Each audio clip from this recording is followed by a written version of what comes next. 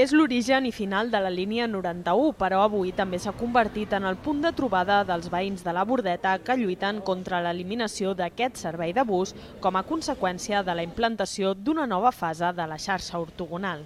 Aquesta barriada sembla que estigui desprotegida i no hi ha dret, que ens deixin tan abandonats. És el que trobo que això hauria d'assistir al 91 perquè ens va molt bé els que anem d'aquí a la Rambla.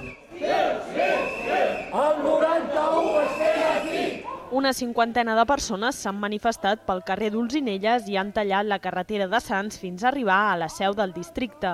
Un cop allà s'han reunit amb una de les conselleres de Sants, Montjuïc, per entregar-li més de 3.000 signatures. El que farem serà entregar, que potser havíem d'haver començat aquí, és d'entregar quina és la nostra proposta de bus i a partir d'aquest punt parlar-ne perquè pensem que també l'Ajuntament ha de ser sensible a les necessitats dels ciutadans del seu barri.